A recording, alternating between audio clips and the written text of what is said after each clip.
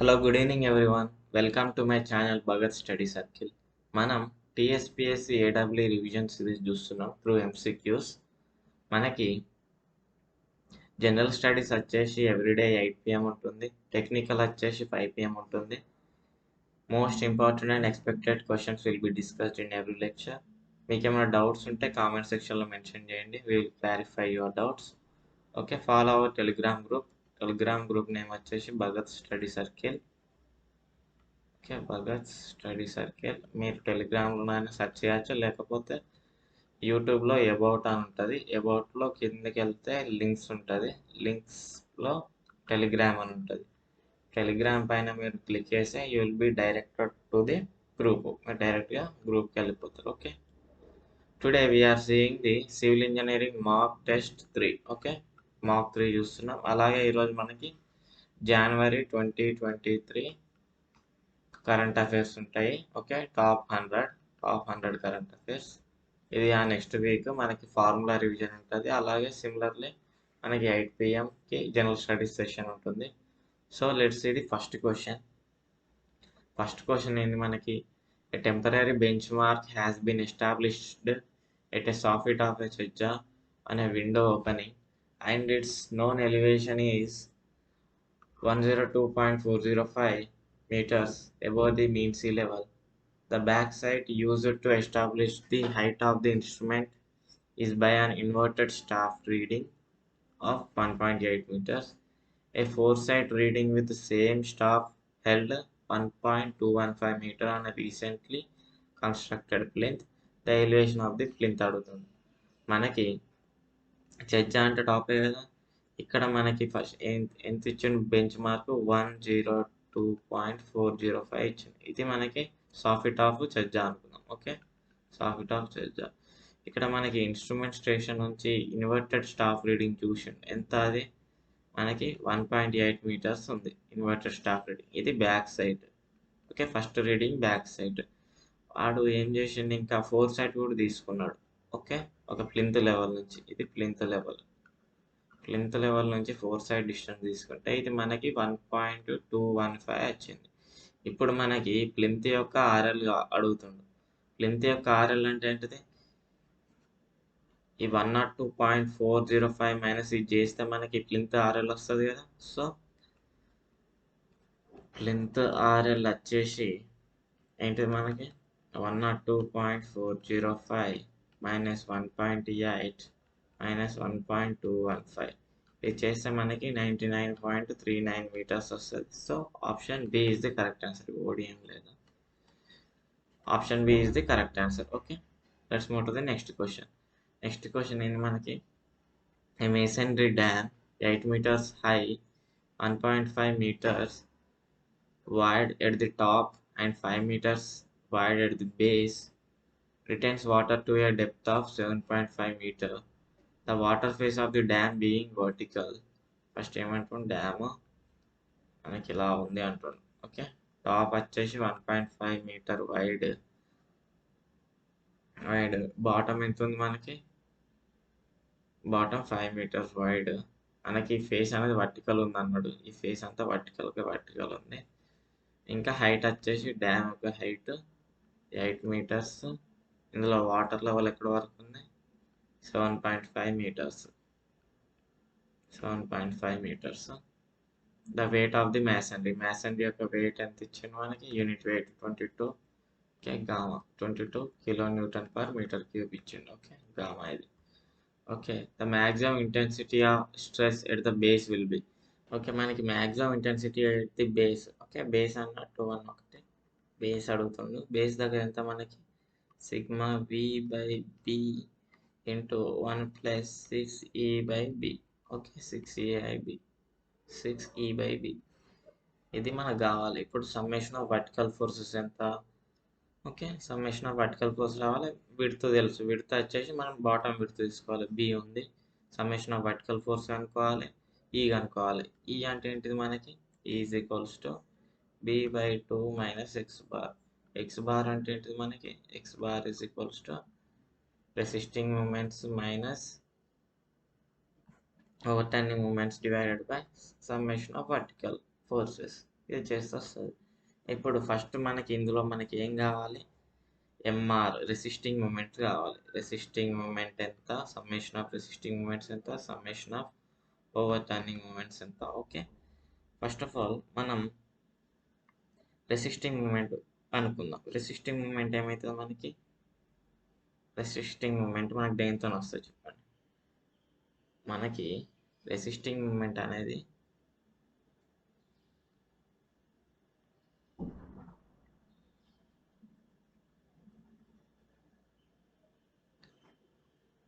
Okay, మనకి ఇప్పుడు resisting moment అనేది దేనితో వస్తుంది, weight of the dam. Okay, dam weight అనేది మనం రెసిస్ట్ చేస్తుంది. మనం ఓవర్ టర్న్ చేసేది ఏంటిది, water. Okay, due to dam weight ఎంత ఉంది, డ్యూ టు వాటర్ వల్ల ఎంత మనకి మూమెంట్ వస్తుంది. ఫస్ట్ మనము ఏం చేద్దామంటే ఈ డ్యామ్ యొక్క రెసిస్టింగ్ మూమెంట్ అనుకుందాం. ఎట్లా అనుకుంటున్నాం అంటే ఫస్ట్ మనకి టూ పార్ట్స్ ఉంది, ట్రయాంగిల్ ఉంది, ఒక రెక్టాంగిల్ ఉంది, ట్రయాంగిల్ ఉంది. ఇప్పుడు రెక్టాంగిల్కి యూనిట్ వెయిట్ ఉంది ఎంత ఇచ్చింది మనకి, మ్యాథ్స్ సెంటర్కి 22 ఇచ్చిండు. 22 ఇంటూ మనకి దీని విడ్త్ ఎంత, ఈ రెక్టాంగిల్ 3 ఇది 1.5 పైన 1.5. సో 22 ఇంటూ 1.5 ఇంటూ 8 అంతే కదా, ఇంటూ దీని సెంట్రాయిడల్ డిస్టెన్స్ ఎంత, మన సెంట్రాయిడల్ డిస్టెన్స్ ఇంటూ 4 ప్లస్ దీనిది ట్రయాంగిల్కి ఎంత 22 ఇంటూ దాని ఏరియా హాఫ్ ఇంటూ బేస్ ఎంత 3.5, హైట్ 8. ఓకే, దాని సెంట్రాయిడల్ డిస్టెన్స్ ఎంత అవుతుంది మనకి, h/3. హెచ్ ఎంత మనకి 8/3. Okay,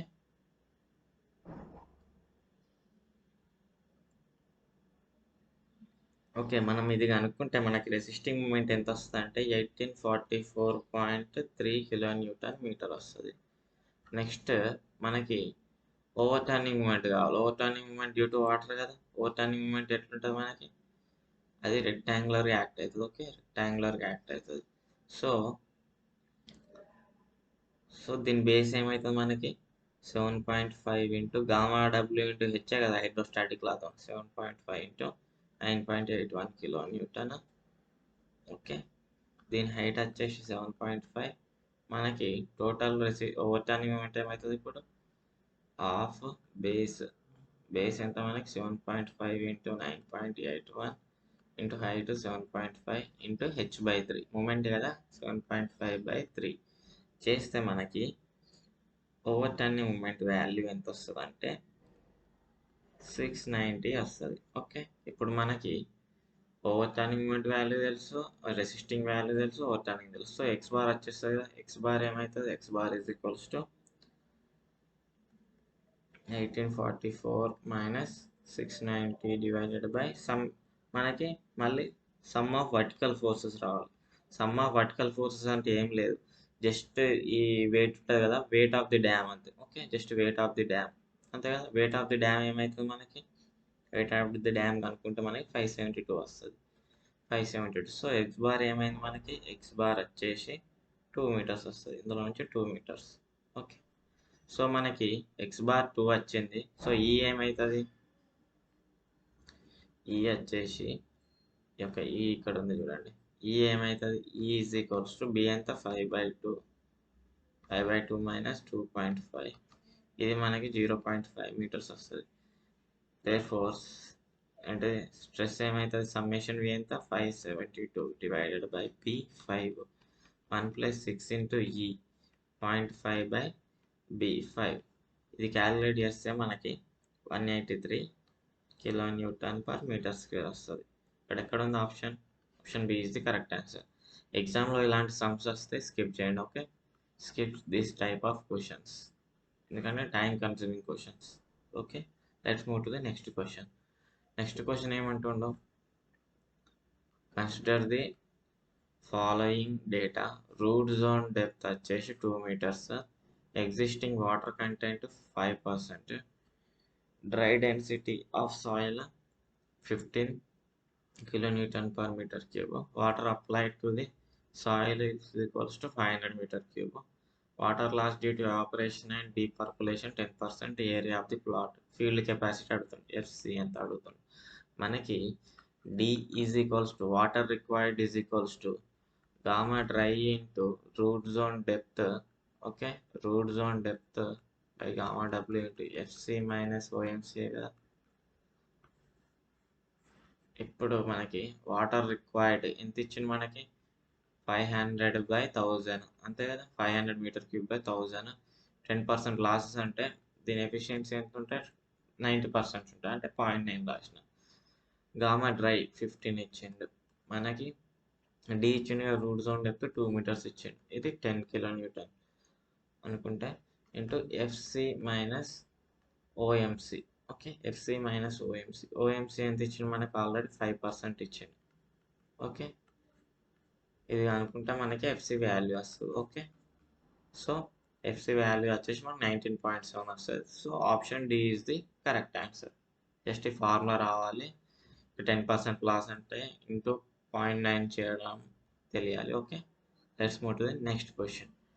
Postla's formula for assessing pressure distribution under weir flows. మనకి కోస్లా ఏం చెప్తారంటే ఫ్లో అనేది త్రూ స్ట్రీమ్ లైన్స్ వెళ్తుంది.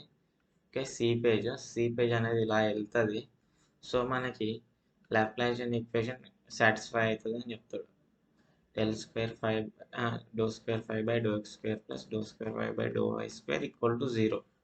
ఇదేంటిది మనకి ∂2 ఈక్వల్ టు 0నే కదా. ఇదే మనకి లాప్లాసియన్ ఈక్వేషన్. ఈ ఈక్వేషన్ సాటిస్ఫై అవుతుంది. ఇక్కడ అంటే ఏంటిది మనకి వెలాసిటీ పొటెన్షియల్ ఫంక్షన్.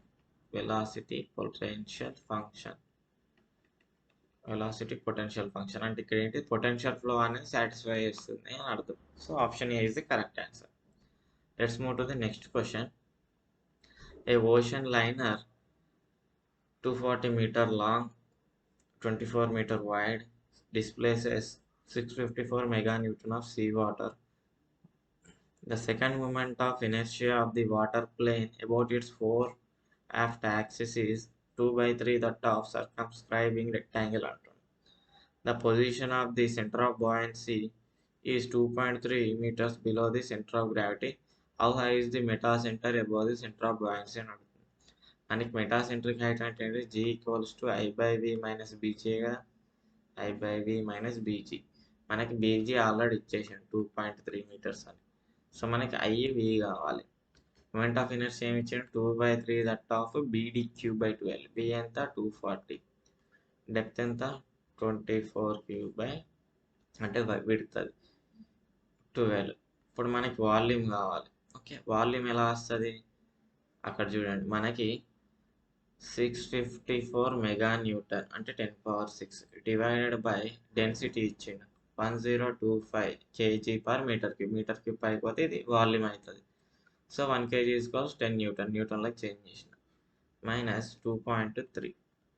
ఓకే, ఇది సాల్వ్ చేస్తే మనకి 2.83 వస్తుంది. 2.83 మైనస్ 2.3 వచ్చేసి 2.3 మనకు వచ్చేసి 0.53 meters వస్తుంది. So this is 53 centimeter. Okay, so option B is the correct answer. Let's move to the next question. Next question is manaki a fluid field is given by U is equals to 2xyi plus yz j minus 2yz plus z²/2 into k. Okay, మనకి flow is viscous or steady and compressible అని అడుగుతుంది. Magnitude కూడా అడుగుతుంది. Okay, మనకి continuity equation ఉంటుంది. ∂u/∂x plus ∂v/∂y plus ∂ω/∂z is equals to 0. ఈ continuity equation ఎప్పుడు flow అనేది స్టడీ, ఇంకంప్రెసిబుల్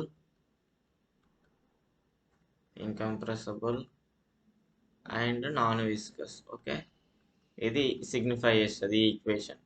సో మనకి ఈ ఈక్వేషన్ సాటిస్ఫై అవుతుందంటే ఈ మూడు సాటిస్ఫై అయినట్టే. సో ఫస్ట్ ఈ ఈక్వేషన్ చూద్దాం.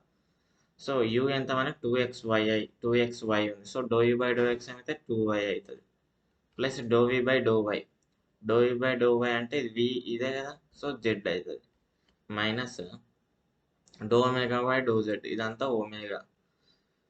∂z వేస్తే అయితే 2z ప్లస్ 2z సారీ ఇది y అవుతుంది 2y ప్లస్ 2z² /2. సో ఇదేమైంది 2y plus z minus 2y 2 cancel, 2 cancel plus Z. ఇదేమైంది మనకి జెడ్, ఇది minus Z plus Z -2y 0 అయింది. సో మనకి 0 అయిందంటే ఫ్లో ఈజ్ స్టడీ కరెక్టే, flow is incompressible correct, flow is viscous కాదు, నాన్ విస్కస్ అవుతుంది. So 2, 3 correct. ఫోర్త్ చూద్దాం. ఫోర్త్ ఆప్షన్ ఏంది మనకి మ్యాగ్నిట్యూడ్ అడుగుతున్నాం. మ్యాగ్నిట్యూడ్ కావాలంటే మనకి ఏంటి √u² + v² + w². Okay, you అంటే ఏంటిది మనకి 2xy కదా, కోఆర్డినేట్స్ ఇచ్చింది 2 × 1 × y 4, v = yz, y ఎంత మనకి 4 × z 3 12, omega = 2yz 2 × y. Okay, ఇదంతా -2 × y, -2 × y ఎంత మనకి 4 × z 3 +3² 2. సో ఈ వాల్యూస్ అన్నిటిని మనము √u² + v² + ఒమేగా² ఇస్తే మనకి 31 వస్తుంది వాల్యూ. సో వాట్ 27 ఇచ్చిండు. సో ఇది రాంగ్ ఆన్సర్. సో మనకి ఇక్కడ ఏం ఆప్షన్స్ అయితే option 2 and option C is the correct answer. 2 and 3 are correct. Okay, ఇది ప్రాసెస్. ఇది కంటిన్యూటీ ఈక్వేషన్ సాటిస్ఫై అవుతుందంటే ఈ 3 కండిషన్ సాటిస్ఫై అవుతుంది అన్నట్టు. ఒక కోఆర్డినేట్ ఇచ్చిన దీనిలో సబ్స్టిట్యూట్ చేస్తే మనకి వాల్యూ వస్తుంది. అది 27 రాలేదు. So 4th is wrong. So option C is correct. Let's move to the next question. Next question ఏంది, as per IS 875 part 3, the design wind speed acting on the industrial roof is estimated based on the basic wind speed by multiplying it by the factors K1, K2, K3. K1 అంటే ఏంటి? మన K1 అంటే probability factor, దీన్నే risk factor అని కూడా అంటారు, risk coefficient. Okay, so K1 option D is the correct answer. K2 అంటే ఏంటిది మనకి height and terrain factor. Okay, K2 అంటే height and terrain factor. K3 అంటే ఏంటిది టోపోగ్రఫీ ఫ్యాక్టర్. K4 కూడా ఉంటుంది. K4 ఏంది సైక్లోనిక్ ఫ్యాక్టర్. సో ఇక్కడ ఏంది K1 అడిగింది. So option D is the correct answer, risk coefficient or probability factor. Okay, let's move to the next question. Next question ఏంటిది మనకి, consider the following 2 statements regarding bearing stiffeners provided the location of the concentrated load. మనకి bearing stiffness దేనికి వాడదాం, to prevent web crippling. Okay, to prevent web క్రిప్లింగ్ని prevent చేయడం కోసం bearing stiffeners వాడతాం. So bearing stiffeners have to resist bearing. అవును, correct. మనకి bearing area and the area resisting buckling load are same అంటుంది. మనకి bearing area is not equals to buckling area. Okay, ఇది గుర్తుపెట్టుకోండి, bearing area is not equals to buckling area. ఒకటేమో 1:1.25 దగ్గర ఉంటుంది area, ఇంకోటేమో 45 degreesలో ఉంటుంది మనకి. ఓకే, సో మనకి 2 అనేది రాంగ్, ఈక్వల్ ఉండవు. సో 2 రాంగ్ స్టేట్మెంట్స్ ఏది కరెక్ట్ అడుగుతుంది. So B1 is the correct answer. Let's move to the next question. Next question is మనకి in a plate girder the web plate is connected to a flange plates by fillet welding. The size of the fillet welds is designed to safely resist. మనకి fillet welds తెలుసు కదా, దేనికి shear ఫోర్స్కి వస్తుంది. ఎక్కడ ఫ్లేంజెస్కి web ప్లేట్కి. Okay, option C is the correct answer. Web plate అనేది షియర్ ఫోర్స్ కోసం, ఎక్కడ ఫ్లేంజ్ ఇంకా వెబ్ ప్లేట్ కోసం. So option C is the correct answer. Let's move to the next question. Next question చూస్తే, for a rectangular cross section when the extreme fibre was εy, the yield moment capacity is my. What would be the value of resisting moment and when the extreme fiber is 2 times the εy? మనకి ఒక standard formula ఉంటుంది. Okay, moment by my is equals to shape factor minus 1/2 times strain beyond yielding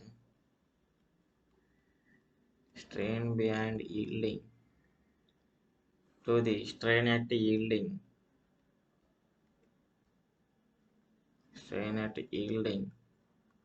whole square. ఇక్కడ మనకి rectangular cross సెక్షన్కి shape factor ఎంత 1.5 కదా. 1.5 minus 1 by 2 into behind yielding ఎంత మనకి 2 epsilon y at yielding epsilon y. So epsilon y cancel 1.5 minus 1 by 2 into 4.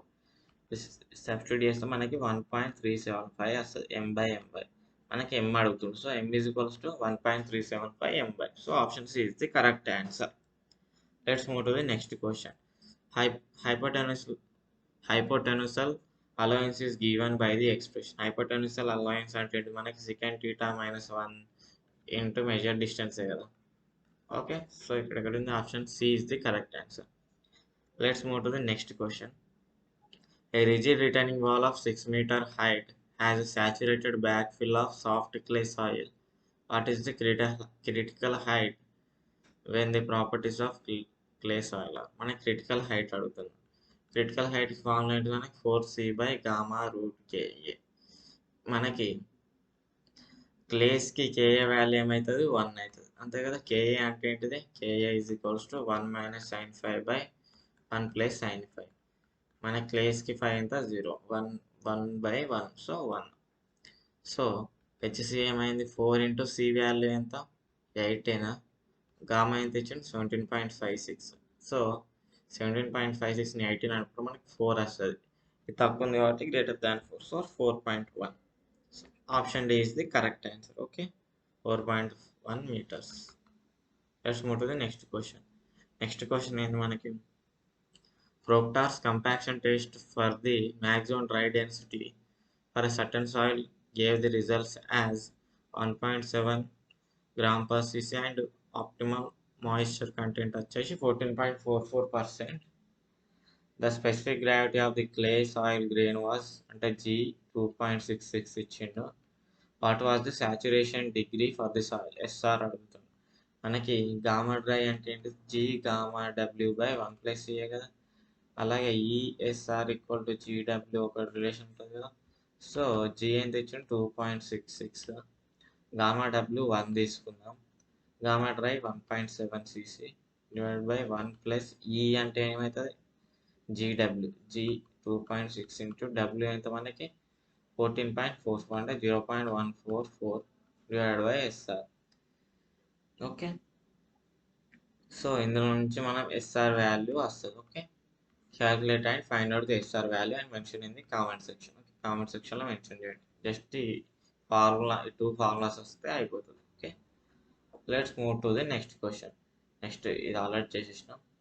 Let's see the next question. Consider the following statements. First statement ఏంటిది? In flow through hydrodynamically smooth pipes, the friction factor F is always constant. Okay. Next statement. In a flow through hydrodynamically smooth pipes, friction factor is always a function of the flow Reynolds number. Okay. చూద్దాం. In a fully developed rough turbulent pipe flow, friction factor F is a function of the relative roughness only. Okay. Next చూద్దాం. In a fully developed rough turbulent pipe flow, the friction factor F is a function of the flow Reynolds number and relative roughness అంటుంది. మనకి హైడ్రోడైనమికల్ smooth boundary అంటే ఏంటి? K/delta less than 0.25. Hydrodynamically smooth boundary. Hydrodynamically rough boundary అంటే ఏంటి? K/delta greater than 6. Hydrodynamically rough boundary. మనకి rough pipes rough ఉన్నప్పుడు ఇంకా flow through rough channel ఉన్నప్పుడు ఏమవుతుంది? ఫ్రిక్షన్ ఫ్యాక్టర్ అనేది 1/√F = 2 into log R/K plus 1.74. ఇది రఫ్. ఓకే, స్మూత్కి ఏమవుతుంది? 1/√F = 2 log RE√F minus 0.8. ఇక్కడ మనకి ఇది వచ్చేసి స్మూత్కి, ఇది స్మూత్కి. ఇప్పుడు రఫ్కి అడుగుతుంది. First in flow through hydrodynamical smooth అంటుండు. స్మూత్కి మనకి ఫ్రిక్షన్ ఫ్యాక్టర్ ఈజ్ ఆల్వేస్ కాన్స్టెంటా? కాదు. ఫ్రిక్షన్ ఫ్యాక్టర్ అనేది రెనాల్డ్స్ నెంబర్ పైన డిపెండ్ అవుతుంది. ఇది చేంజ్ అయితే ఎఫ్ చేంజ్ అవుతుంది. So statement 1 wrong. స్టేట్మెంట్ 2 ఏంటిది మనకి? In flow through hydrodynamical smooth pipes friction factor is always a function of the flow Reynolds number. అంతే కదా, ఫ్రిక్షన్ ఫ్యాక్టర్ అనేది function of Reynolds number. So B కరెక్టే, statement 2 కరెక్టే. Next in rough పైప్లో అడుగుతాడు. Rough పైప్లో friction factor అనేది మనకి relative roughness అంటే తెలవాలి. రిలేటివ్ రఫ్నెస్ అంటే K/D. D అంటే డయామీటర్. ఇప్పుడు డి ఇప్పుడు ఆర్ని 2R రాసుకోవచ్చుగా. సో ఇదేమైంది D/2K అయింది. అంటే K/D పైన డిపెండ్ అయింది కదా F అనేది. సో 3 కూడా కరెక్టే. మళ్ళీ రఫ్ టర్బులెంట్స్లో ఫ్రిక్షన్ ఫ్యాక్టర్ అనేది బోత్ RE పైన రిలేటివ్ రఫ్నెస్ పైన ఉంటుంది. రిలేటివ్ రఫ్నెస్ లేదు కదా, ఓన్లీ ఓకే ఇక్కడ కదా రఫ్, ఓన్లీ ఇక్కడ ఏంది, ఓన్లీ రిలేటివ్ రఫ్నెస్ ఉంది, రెనాల్డ్స్ నెంబర్ అనేది లేదు. సో రెనాల్డ్స్ నెంబర్ అనేది రఫ్లో లేదు, ఓన్లీ రిలేటివ్ రఫ్నెస్ ఉంది. So statement 4 wrong. ఇక్కడ మనకి 2 and 3 are correct. Okay, let's move to the next question. Next question ఏంది మనకి sorry, two identical centrifugal pumps are connected in a parallel to a common delivery pipe of a system.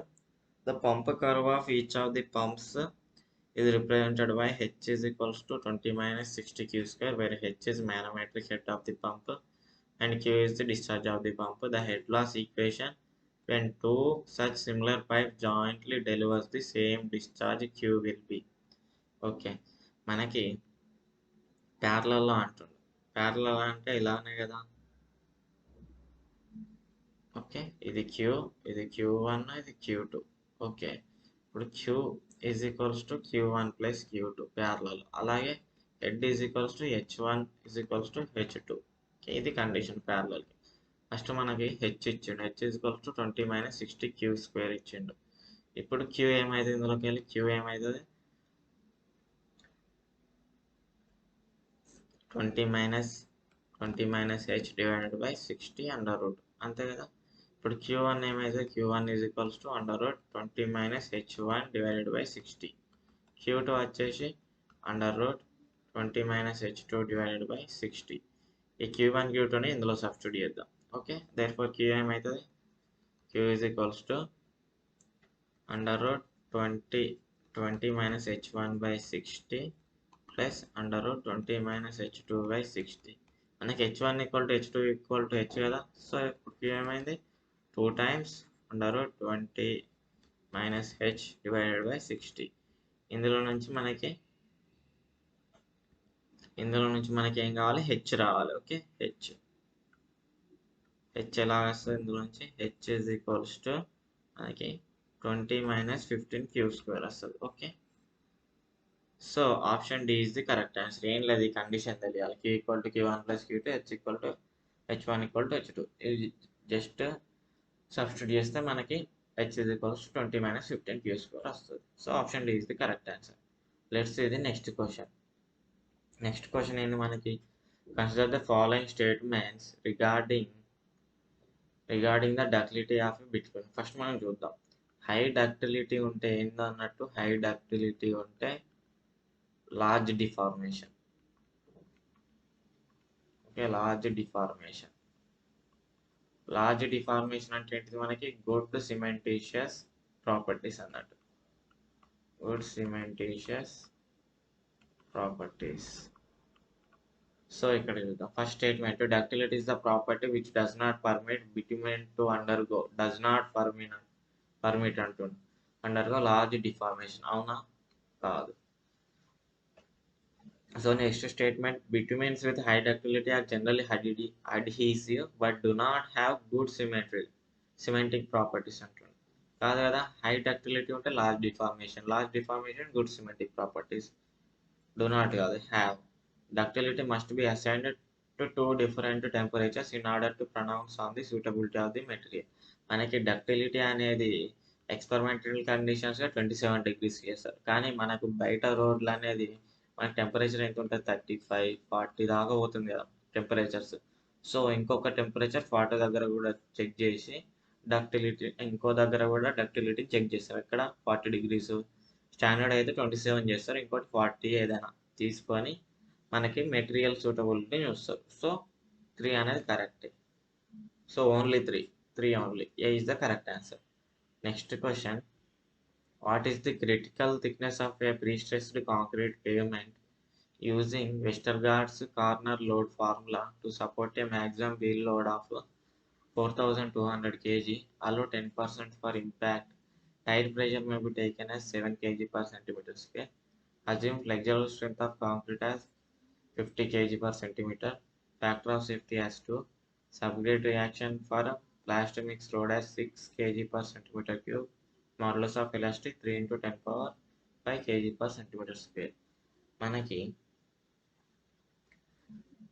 వెస్టర్గార్డ్స్ corner formula ఏంటిది 3w by h square into 1 minus 6 root okay A root 2 by L whole power 0.6.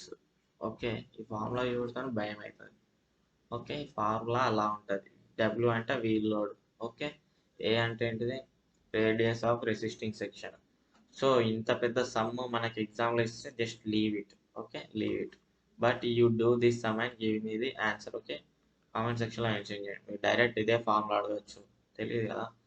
So మనకి L అంటే ఏంటిది EH cube by 12k into 1 minus mu square whole power 1/4. Okay ఈ formulas ఇచ్చిన ఇవి అందులో substitute చేసి give me the sigma C value. Okay ఇలాంటి sums ఎగ్జామ్లో రావు. It consume more than 10 minutes.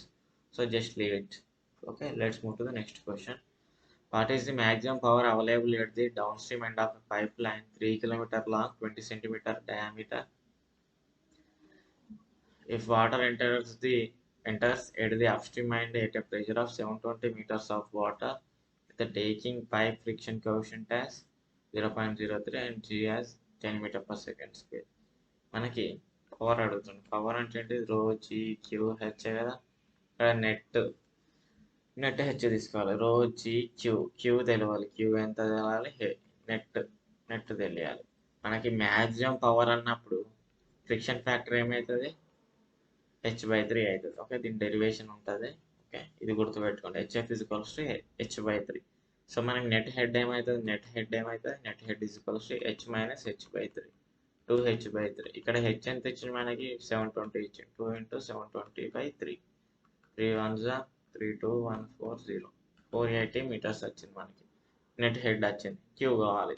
Queue equals ఎంత మనకి ఏబిఏ కదా.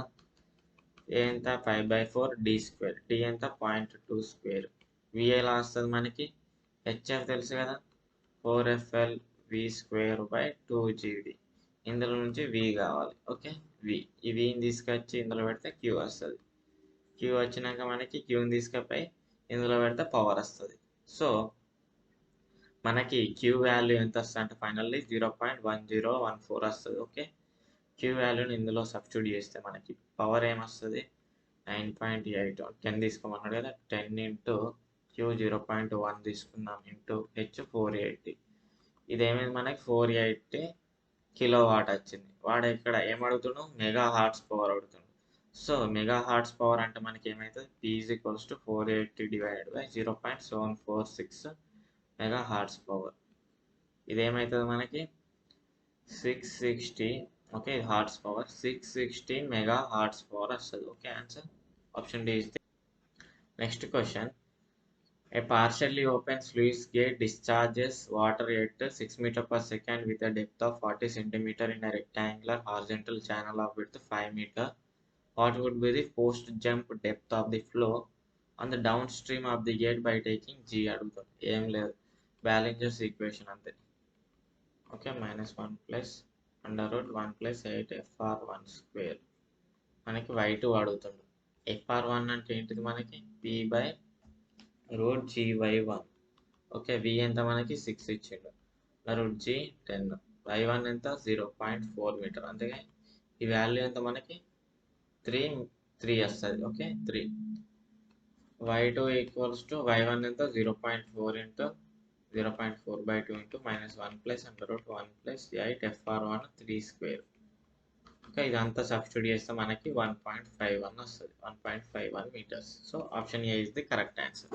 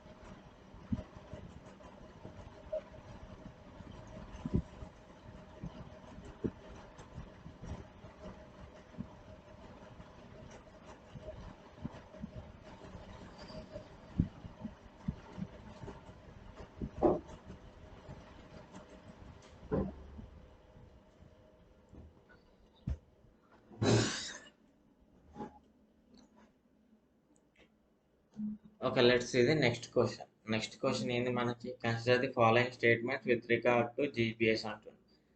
First statement, the position of an object can be exactly determined by a single satellite అంటారు. మన single satellite కాదు, minimum 3 satellites ఉండాలి. Minimum 3 satellites for stationary object, 4 satellites for moving ఆబ్జెక్ట్కి. Okay, moving ఆబ్జెక్ట్కి. So 1 కాదు, so ఇది wrong answer. The position of the observer or moving person or vehicle on the ground is determined by a orbiting satellite. అవును, correct. ఇది atomic clocks are fixed in the satellites to calculate the positioning of the satellites to aid in determining time travels. అంతే కదా, time ట్రావెల్స్లో atomic clocks వాడుతారు. ఎందుకంటే atomic clocks అనేవి ప్రిసైజ్గా ఉంటాయి, చాలా milli seconds కూడా ఇస్తుంది. సో 3 కూడా కరెక్టే. Next, absolute positioning where accuracy of 1 centimeter to 5 centimeter is needed depends upon the health of the satellite. అంతే కదా, అక్యురసీ దేనిపైన డిపెండ్ అయి ఉంటుంది, శాటిలైట్ వర్కింగ్ కండిషన్ పైన డిపెండ్ అయి ఉంటుంది, అదే చెప్తుంది. సో 4 అనేది correct. 2, 3, 4 option D is the correct answer. Next question, ఇంకా ఇది మీరు హోంవర్క్ చేయండి. ఒక 2-3 క్వశ్చన్స్ హోంవర్క్ ఇస్తాయి. ఇది కూడా హోంవర్క్. ఓకే, 3 క్వశ్చన్స్ ఇంకా 2 మత్తలు ఏమో ఇచ్చాను, అవి హోంవర్క్ చేసి give me in the comment section. This is for today, guys. Thank you for watching. If you like this session, please do subscribe. మీ ఫ్రెండ్స్కి షేర్ చేయండి. ఎగ్జామ్ దగ్గరకు వస్తుంది కదా, మీ ఫ్రెండ్స్ అందరికి షేర్ చేయండి, సబ్స్క్రైబ్ చేయించండి. Thank you, guys. Thank you for watching. Keep learning. All the best.